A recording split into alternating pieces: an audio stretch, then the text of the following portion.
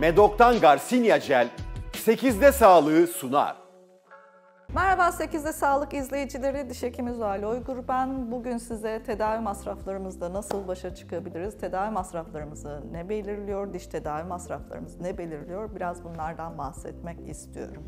Eğer gerçekten diş tedavi masraflarınızı minimumda tutmak istiyorsanız çocukluğunuzdan itibaren düzenli hekim kontrolünde olmanız lazım ve iyi bir ağız hijyenine sahip olmanız lazım.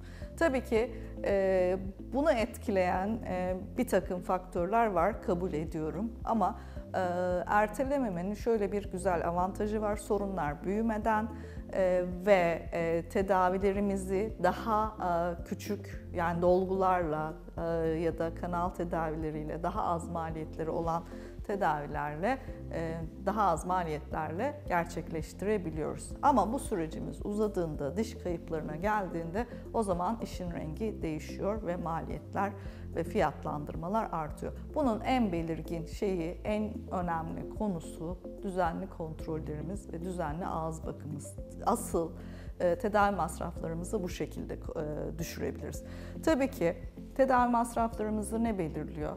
Yani işte alınan malzemeler, uygulanan malzemeler ve işte güncel ekonomi ister istemez herkesin tedavi fiyatlarının değişmesine neden oluyor. Acil olan tedavilerinizi mutlaka ve mutlaka yaptırın.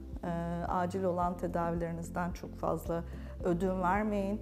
Çünkü bunlar size daha büyük, dayanılmaz problemler olarak karşınıza çıkacaktır. Dolgu, kanal tedavisi, diş temizliği, bu tedavilerinizi özellikle, yani gereksinimlerinizi aksatmamanızı önemli belirtmek istiyorum. Onun dışında daha estetik sorunlar ya da daha farklı çözüm beklentileriniz varsa bunlarla ilgili de bunlar da tabii ki belirli bir maliyet içeriyor.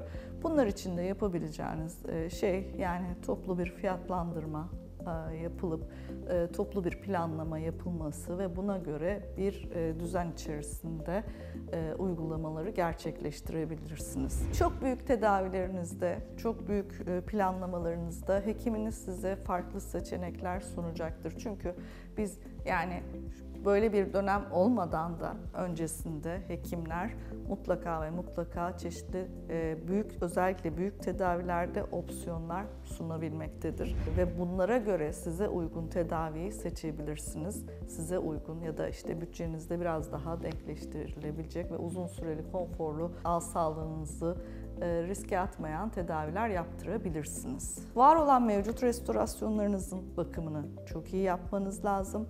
Ve bunlarla ilgili sorunlar büyümeden erken dönemde hekiminize danışmanız lazım.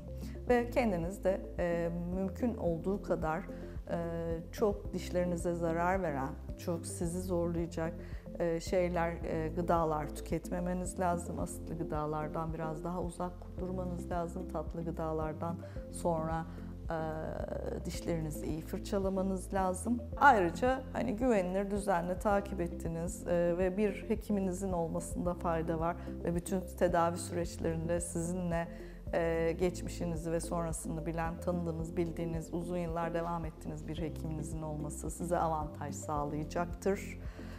Buradaki maliyetleri ve şeyleri biraz daha dengeleyebilecektir diye düşünüyorum. Ama dediğim gibi sadece fiyatlar nedeniyle hekiminizden özellikle bu dönemde uzaklaşmamanızı öneririm. Çünkü bu işin bir de merdiven altı kısmı var. Hekim olmayan kişilerin yaptığı tedaviler var ve yapmaya çalıştığı tedaviler var. Başınızı derde sokabilirsiniz, sağlığınızı tehlikeye atabilirsiniz. Bunlara dikkat edin. Kesinlikle bir şeyin bir ederi vardır.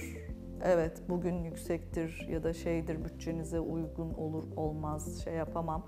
Ama önemli olan bunları mümkün olduğunuz kadar kendinize uyarlayabilirsiniz ve mümkün olduğu kadar da sağlıklı bildiğiniz hekimlerle devam edebilirsiniz. Ama diş hekimi kontrollerinizi azaltırsanız, ağız sağlığınızı ihmal ederseniz yarın daha büyük bir problemle karşı karşıya kalabilirsiniz. Bugün size tedavi masraflarını neler belirliyor ve bunlarla ilgili başa çıkma yöntemleri hakkında size kısa bir bilgilendirme yaptım. Umarım sizi bir nebze rahatlatmıştır. İyi günler diliyorum. Medok'tan Garcinia Jel 8'de sağlığı sundu.